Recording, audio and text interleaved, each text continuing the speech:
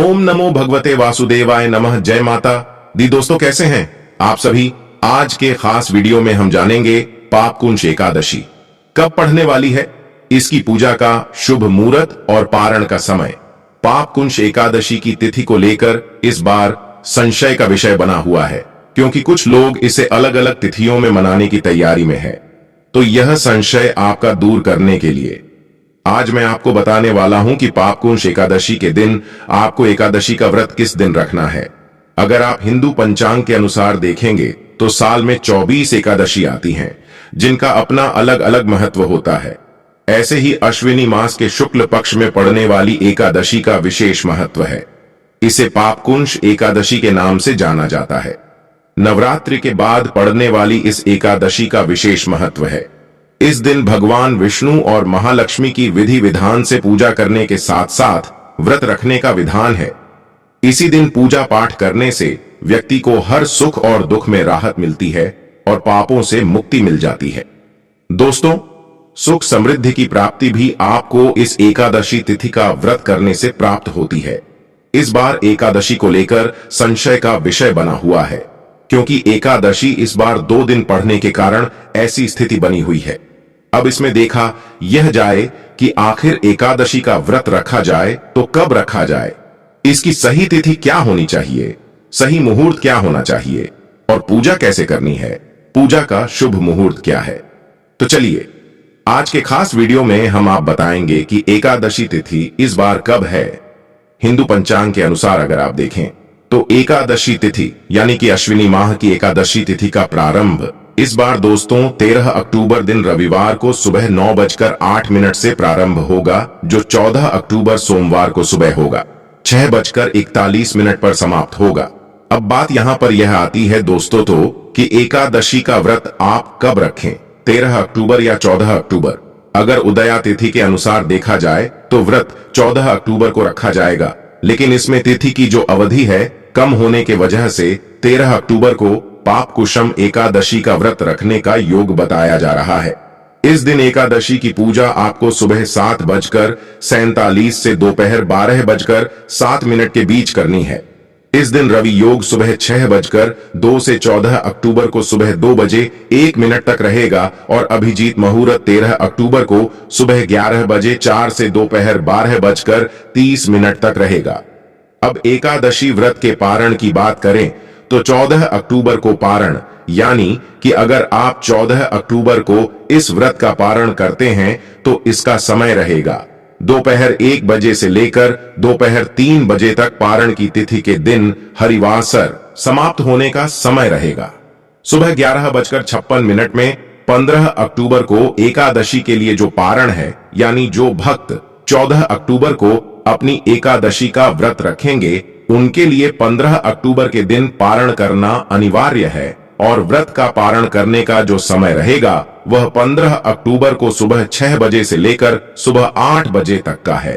अब आपको बताएं कि जो पापकुंश एकादशी है इसका महत्व हमारे धर्मशास्त्रों के अनुसार महत्वपूर्ण माना जाता है, क्योंकि इस दिन भगवान विष्णु और मां लक्ष्मी की विधि विधान से पूजा करने से जातक को मनवांछित फलों की प्राप्ति होती है, और साथ ही साथ एकादशी व्रत के पुण्य प्रताप से आपके पाप दूर होते हैं। और इस एकादशी का नाम तो पापकुंश एकादशी है।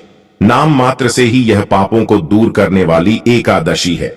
एकादशी के दिन व्रत रखने से जाने अनजानी में किए गए पापों से मुक्ति मिलती है और जीवन में खुशियां आती हैं। अब इस दिन किए जाने वाले कुछ विशेष उपाय भी जान लीजिए। उससे पहले एकादशी महत्व समझा देते हैं। और अगर आप इस एकादशी का व्रत रखते हैं तो आपको भयानक पापों से मिलने वाले जो फल है वह आप दूर कर लेते हैं और मां लक्ष्मी की कृपा से जीवन को धन्य बना लेते हैं। दोस्तों, जो पापकुंश एकादशी है इसका व्रत हमारे जीवन में सभी पापों का खात्मा करने के लिए होता है। एकादशी के जिस व्रत से पापों पर अंकुश लगाए जाए उसी व्रत को पाप एकादशी के नाम से जाना जाता है। जब भगवान श्री राम वनवास गए तो भगवान श्री राम वनवास लौटने से उनके भाई भरत का मिलाप इसी एकादशी तिथि को हुआ था। इसी से इसका महत्व बढ़ जाता है।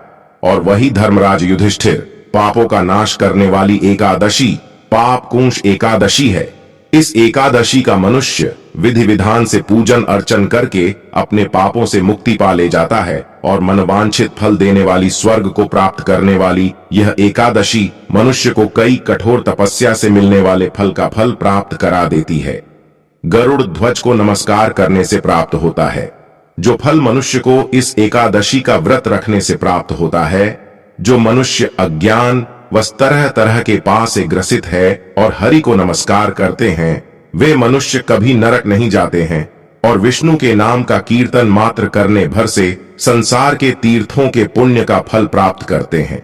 जो मनुष्य सारंग धनुषधारी भगवान विष्णु की शरण में जाते हैं, उन्हें कभी यम की यातनाएं नहीं भुगतनी पड़ती और मनुष्य वैष्णव होकर शैव होकर विष्णु की निंदा करते हैं, वे अवश्य ही नरकवासी होते हैं और नरक की यातनाओं का सामना करते हैं। वाजपेयी यज्ञ के सम्मान भाग फल को देने वाली यह एकादशी बहुत ही ज्यादा पुण्यम है। इसके बराबर पवित्र तीनों लोक में कुछ भी नहीं। एकादशी के बराबर कोई व्रत नहीं।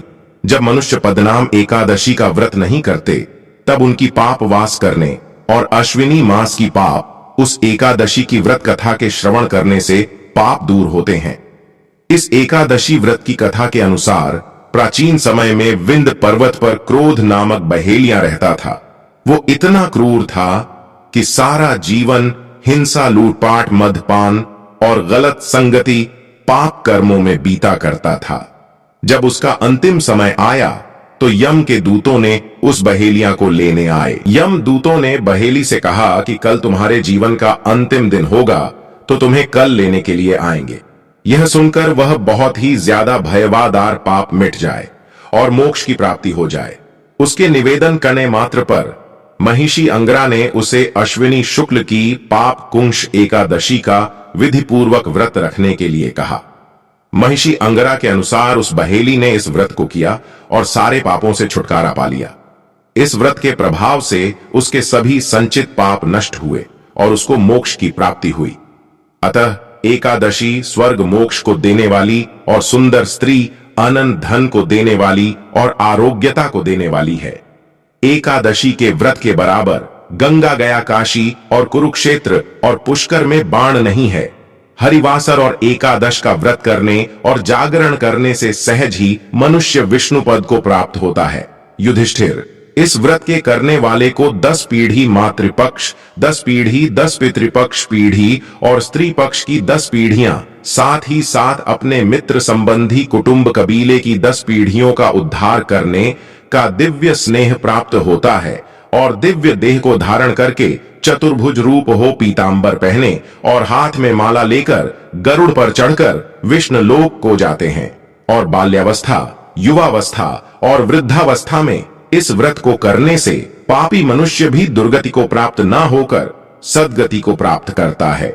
अश्विनी मास के शुक्ल पक्ष की इस पाप कुंश एकादशी का व्रत जो मनुष्य करते हैं, वे अंत समय में हरि लोक को प्राप्त होते हैं तथा समस्त पापों से मुक्त हो जाते हैं।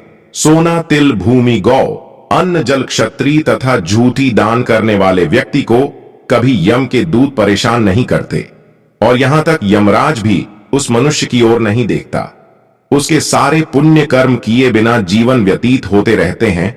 जिस तरह से लोहार की भट्टी की तरह सांस लेता हुआ निर्जीव के समान ही निर्धन मनुष्य को भी अपनी शक्ति के अनुसार दान करना चाहिए।